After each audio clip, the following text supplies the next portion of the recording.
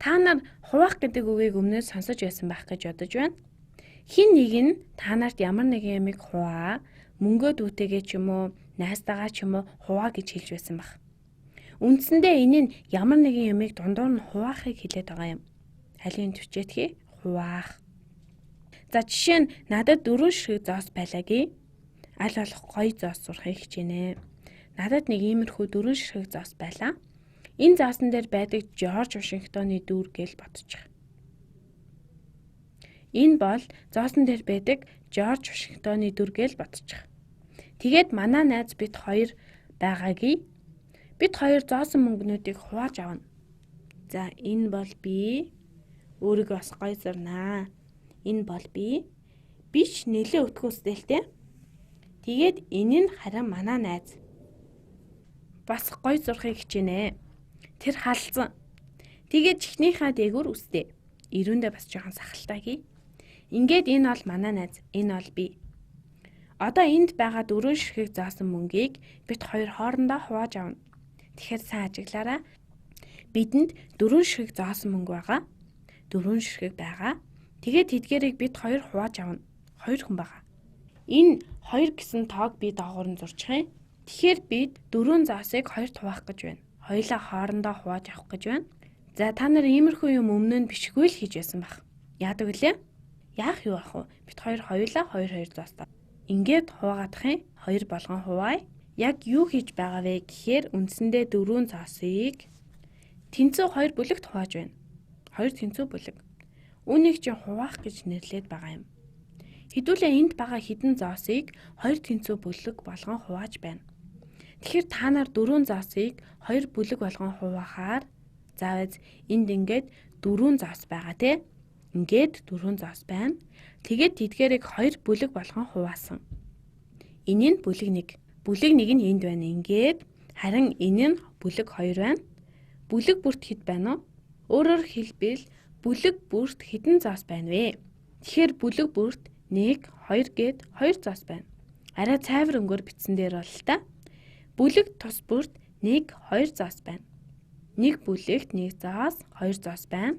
Одоо үнийг математикт хэрхэн бичдэг вэ гэхээр үүнээс өмнө иймэрхүү зүйл чи өмнө нь өчнөө хийж байсан баг.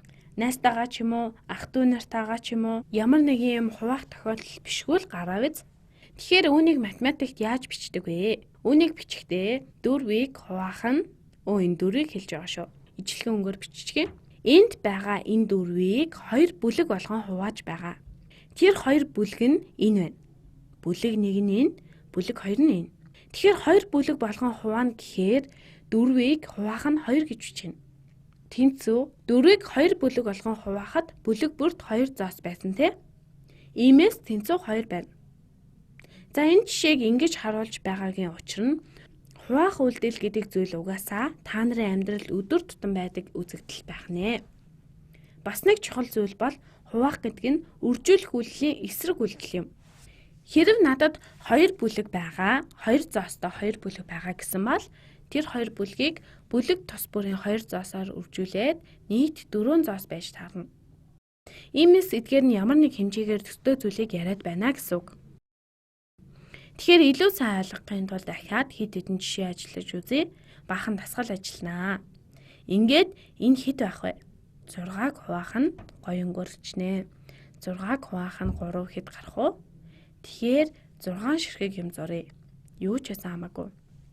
Иймээс надад 6 ширхэг амтаж хинжүү байлаагүй. Амтаж хинжүү ингэж харагдахгүй л ахал та. Гэхдээ та хэд юу гэдгийг мэдж байгаа юм чинь дээ. Тиймээс 1 2, 3, 4, 5, 6. Тэгээд бид эдгээрийг 3-т хуваах гэж байгаа. За үүнийг хийх нэг арга бол эдгээр 6 амтай чинжүүг 3 бүлэг тэнцүү чинжүү болгон хуваана. Та нар ингэж төсөөлдөө эдгээр амтай чинжүүг 3 хүн хоорондоо тэнцүү хуваах гэж байгаа гэвэл нэг хүн хэдийг авах вэ? За ингээд 3 бүлэг болгоё. 6 ширхэг амтай чинжүү маань энд байна. Эдгээрийг 3 бүлэг болгон хуваая. Нэг бүлэг ингээд байна. 2 дахь бүлэг ингээд байна. 3 бүлэг энд байна. Одоо бүлэг бүр яг хэдэн чинжүүтэй болов? 1, 2 чинжүү. 1, 2 чинжүү. Тэгэхээр 6-г 3-т хуваахаар 2 гарч байна. Ингээд үүнийг бодох нэг арга бол 6-г 3 тэнцүү бүлэг болгон хуваах байлаа. Тэгвэл үүнийг арай өөрөөр бас харж болно. Шаал өөр арга биш л дээ.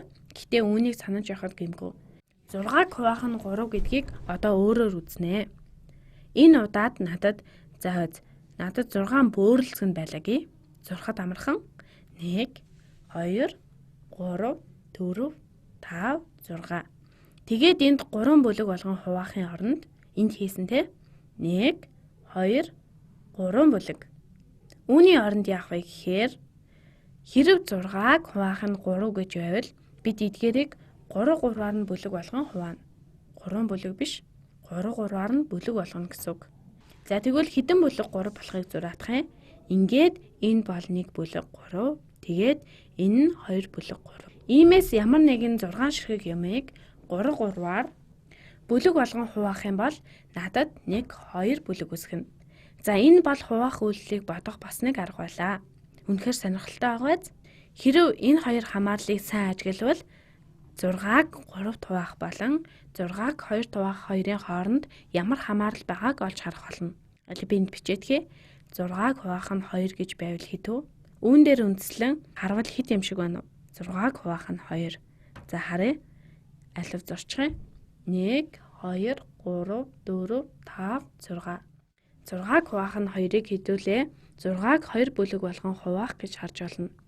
Иймээс нэг бүлэг нь нэг иймэрхүү. Нөгөө бүлэг нь нэг иймэрхүү. Тэгээд бүлэг бүрт 3 ширхэг юм байгааз 3 3. Тэгэхээр 6-г 2-т хуваахаар 3 байна. Эсвэл нөгөө аргаар нь бодсон ч болно.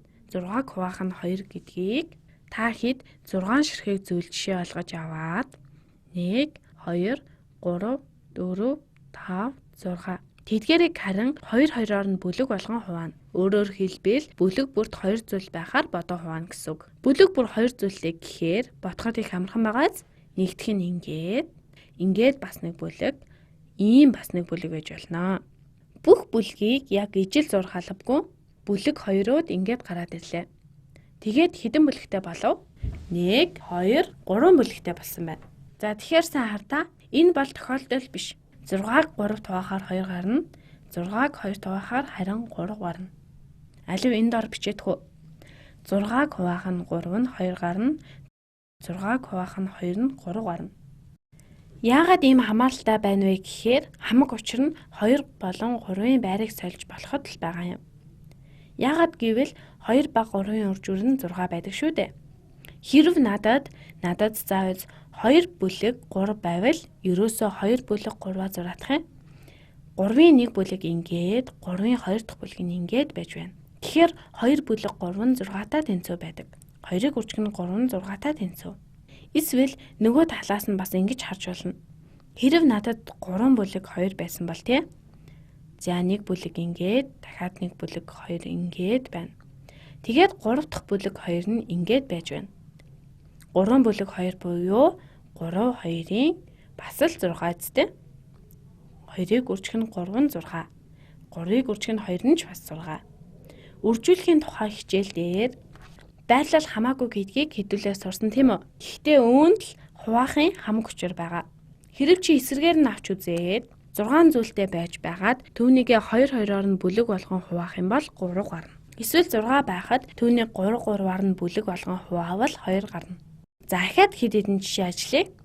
Тэгвэл энэ хуваах гэж чухам юу болохыг та нар маш сайн сураад авах. Ингээд жишээ нь 9-ийг ерөөсөө их сонирхолтой болгоно. Хэдүүлээ 9-ийг хуваах нь 4 хэд байхыг олъё.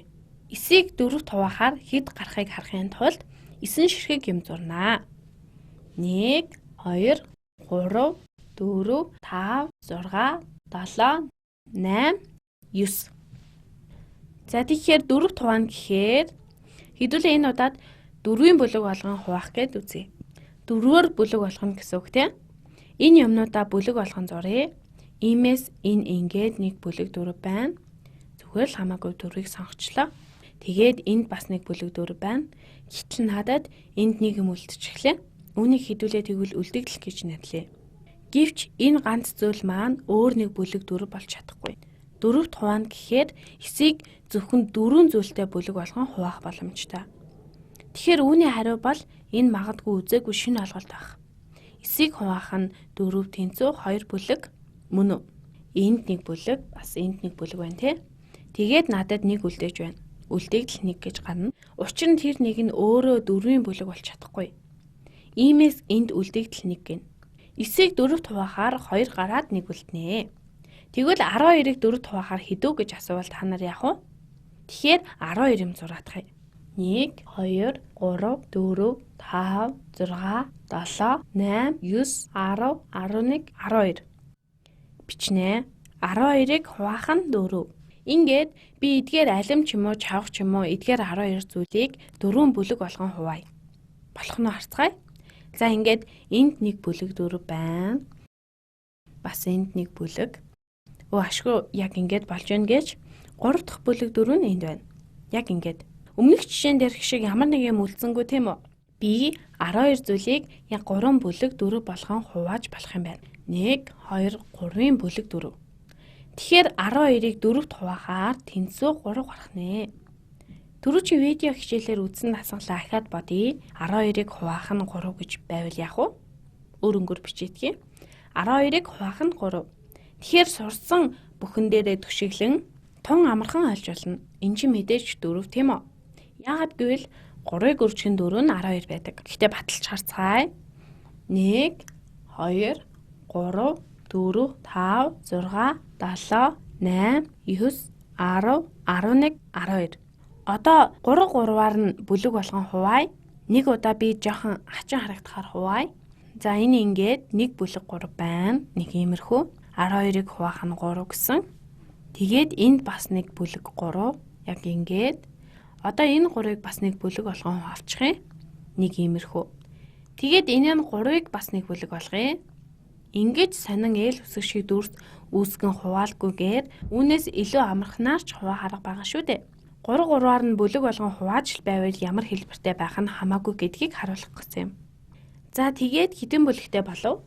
Энд 1 бүлэг байна тий. Тэгээд энд 2 дахь бүлэг маань байна. 3 дахь бүлэг маань энд байна. Тэгээд өрөнгөөр тэмдэглэдэг юм. Тэгээд 4 дахь бүлэг нь энд байж байна. Иймээс бидэнд яалтчгүй 4 бүлэг. Мэдээж үүнийг хуваах илүү амархан арга байсан л та. Амархан арга нь нэг иймэрхүү. Эдгээрийг би 3 бүлэг болгон хуваая гэвэл 1, 2, 3, 4. 4 бүлэг 3 байна. Аль нь ч байсан 12 зүйлийг 3 цавлан хувааж байна гэсэн үг. Тэгж бодсон ч болно. За тэгвэл үлдэгдэлтэй гарах ахаад нэг бодлого бодъё. Тэгэхээр жишээ нь 14-ийг 5-д хуваахаар хэд авах вэ? 14 зүйл зурх уу да? 14 ширхэг юм те. 1, 2, 3, 4, 5, 6, 7, 8, 9, 10, 11, 12. 13, 14. 14 ширхэг байгаа. Тэгээд 5 таваар нь бүлэгт хуваана. Амархнаар нь 1 бүлэг нь энд байна. Дараагийн бүлэг нь энд байна. Гэтэл сүүлийнхэнд болохоор 4 үлдээд байгааз өөрөөр хэлбэл 5-аар бүлэг үүсч болохгүй байна. Харин тиймээс 5-ын 2 бүлэг тэгээд үлдэгдэл 4 гэж гарч байна. 2 үлдэгдэл 4. Ийм дасгал сайн ажиллаад байвал байнга ингэж тойрог бөөрийнхээ энэ төр зурх шаардлагагүй болно л доо. Байнга зурх нь ч буруу юм угаасаа. За үүнийг бодох бас нэг арга бол 14-ийг хуваах нь 5 гэж байвал яаж олох вэ? Үнэн дээр үүнийг өөрөөр бичиж болно. Шинэ юм үзэхэд илүүдэхгүй шүү дээ. 14-ийг хуваах нь 5 гэдгийг ингэж бичдэг. 14-ийг хуваах нь гээд эм тэмдэг бол хуваах гэсэн үг. Хуваах нь 5.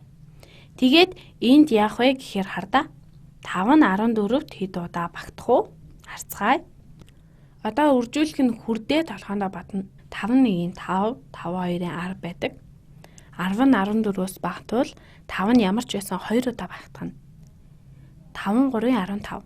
Гэтэл эн чинь 14-өөс их байна. Тиймээс буцах хэрэгтэй болох нь. Тэгэхээр 10-т 5 зөвхөн 2 удаа багтах нь. 2 5-ын 10. Тэгээд хасна. 14-өөс 10-ыг хасаад 4.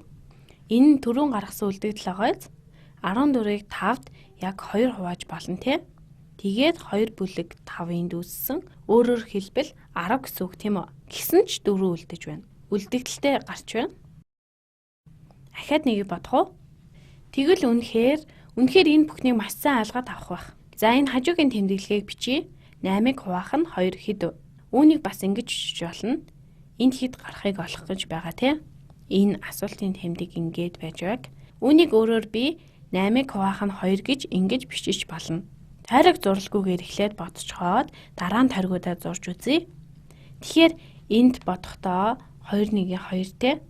Иймээс энэ нь 8-д гарцаагүй багтана. Гэтэ арай их тоогоор авч болох байх. 2-оор үржүүлэхэд 8-аас бага гарах ямар нэгэн өөр тоо те. 2 2-ын 4 8-аас бага байна. 2 3-ын 6 бас л 8-аас бага байна. 2 4-ийн 8 яг 8-тай тэнцүү тийм үү?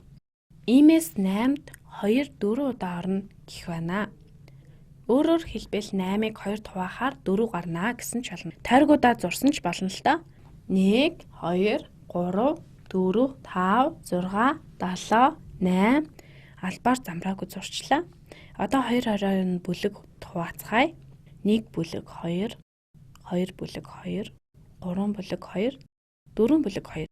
За тэгэхээр 8 зүйл байлаа гэхэд тэдгээрийг 2 2-оор нь бүлэг болгон хуваавал 4 бүлэг үүсгэнэ. Иймээс 8-ыг 2-д хуваахаар 4, 8-ыг хуваах нь 2 нь 4 байна. Ойлгомжтой байсан бахаа гэж найдаж байна.